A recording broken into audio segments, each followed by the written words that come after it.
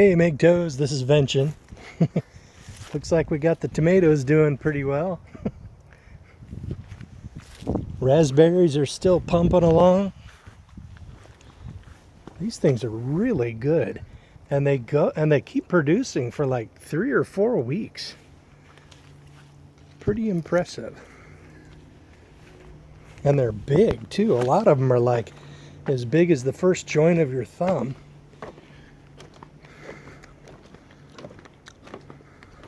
Finally got the grape trellis built. I just finished it the other weekend. I should have done it earlier. You can see the little climber things are wrapping around the trellis, and it's starting to take advantage of it. And then we'll have a nice little roof of grapes hanging all the way out here. It's too late to really take advantage of it this year, but next year it'll do very well. Good times. They're pretty small yet, but they'll get bigger. Well, the patio garden is looking pretty bleak. I just never really got into it this year. I think it's because I'm just so focused on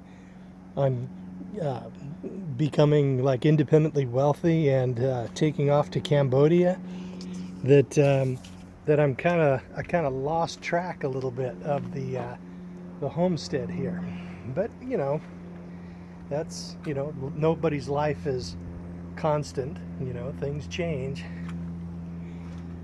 Basically, life is good. I am living the dream. Even if Bitcoins somehow never do what I think they're gonna do, man, I am freaking living the dream. I was just on a video a few days ago, actually like a couple of weeks ago, and let's see, it was a video about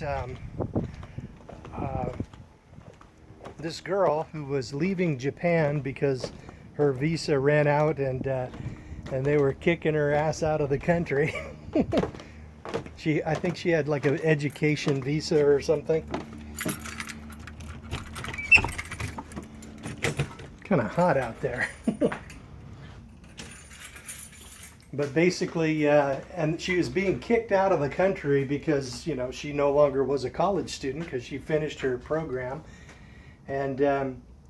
And I think she's just like addicted to the attention she gets over there because she's an attractive blonde German girl, and all the Japanese guys are probably simping all over her.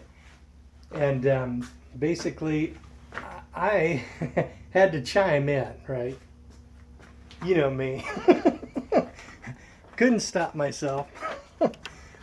And I said something like, I think it's very sad that this girl, who's an attractive young woman, and she's almost certainly some degree of a genius, will probably be a genetic dead end because women of her educational attainments do not replace their own population. That's just the higher the education a woman has, the more likely she is to drop out of the gene pool. So when I wrote that, I had this just a tidal wave of simps, you know, pussy begging guys and white knights, and just jumping down my throat, you know, defending her honor or whatever. and it was pathetic because they were using such worn out accusations, all the old saws, all the old things like, oh, you just can't get laid, oh, I think you're actually a TFL, and they just, you know, there was just tons of them like that, and oh, you're just bitter, and another one was, oh, you're just afraid you'll lose. If you're afraid of losing your money, you know, by marrying, implying that it was like a cowardly thing for me to be fucking concerned that that I might lose my freaking shirt if I ended up marrying. and and I have got to argue with that because money, right? I mean, you know me. It's one of my favorite subjects. But money is like your life, right? It's like certain sections of your life you surrender, right? In work, in jobs that you might not do otherwise, or that as much, you know. Now I like my job. I really actually do like my job. There's a lot that's fun about my job. I love tearing trucks apart and pulling engines and yanking transmissions, and I mean, and luckily I'm still healthy enough to enjoy it. And but I would not do it nearly as much if I didn't have to earn a living, right? And money is sections of your life which you have surrendered and given or sold in return for that money. Money is crystallized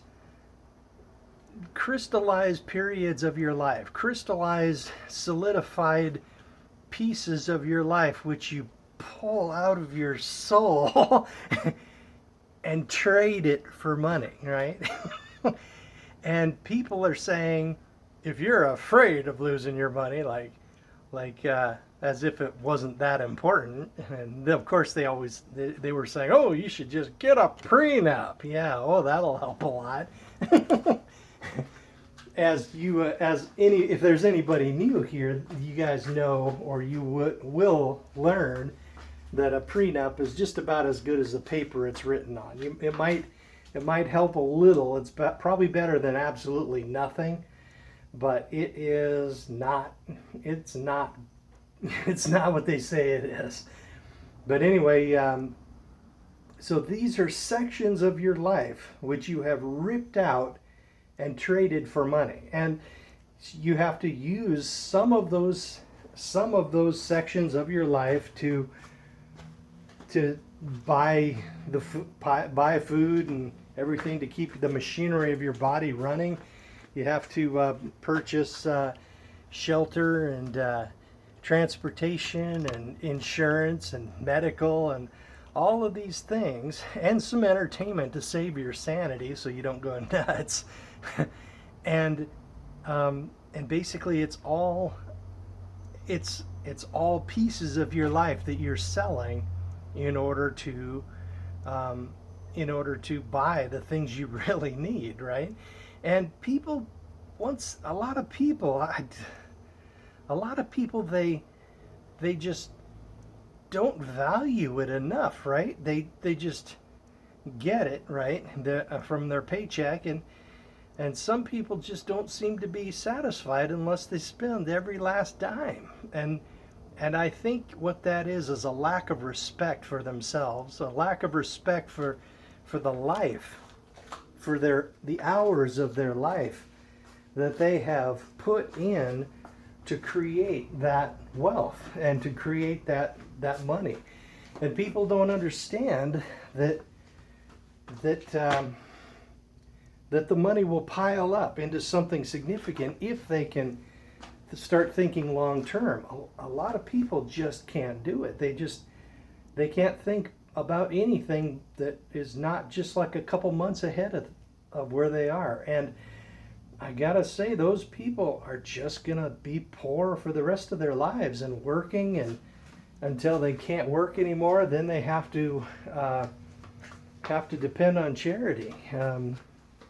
And who knows if government enforced charity will even be there available when they need it. Yeah. So that's one of the things that I have always been so concerned about. You know, it just seems so wrong to have my money, all of those years of my life, just so vulnerable to being taken. And when that money is taken from me, instantly when they do it, they just instantaneously change all of those hours of my life that I have used to build up that surplus, and they have retroactively made me a fucking slave during those hours that it took to create that wealth. So when a thief is actually, when they steal your money, they are retroactively turning you into a slave for the period of time it took you to earn that money. And that is like a deeply personal thing. And a lot of guys really equate divorce court with rape, you know, because in a way it is. It's the most valuable thing we have. The years of our life that it took to build assets and create wealth, and all of those, and that is our life, right? And it's being taken from us in situations like the family court and stuff like that. And it's just wrong. and I was always angry and like kind of resentful about it when I would hear and see my friends just totally getting raped in family court, and it is so much like rape. and it lasts for years, all that time.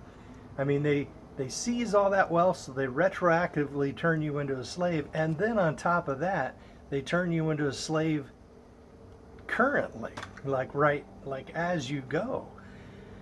So man, it is just so wrong. And then all of these people were just recycling all of these tired old arguments, you know, oh, you're bitter, oh, you can't get laid, and oh, you know, it's just, oh, you're just paranoid, and yet the statistics are right there.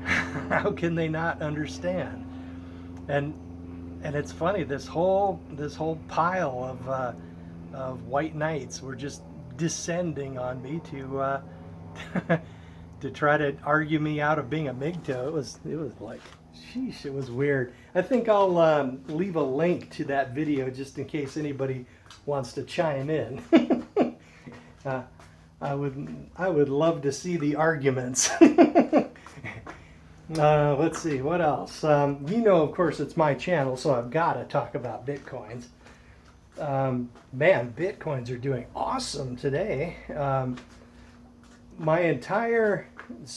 moved to day shift, but I have almost my entire previous shift, swing shift, converted to Bitcoins. There's like 3 holdouts. Even the foreman on swing shift and the lead mechanic, they're both into it now. and I've 2 of the people on swing shift have actually built Ethereum mining rigs, and one guy in a nearby shop who I converted about a year and a half ago, he's just finishing his Ethereum rig. So man, I am so proud of them. It's like a real honor that they're willing to do that. But okay, so yeah, everybody's really happy, and the BIP 148 rebellion, I believe, was successful. I'm keeping my node running, but and I think it's important for people to do so because the last bit of non-segregated witness blocks must be rejected.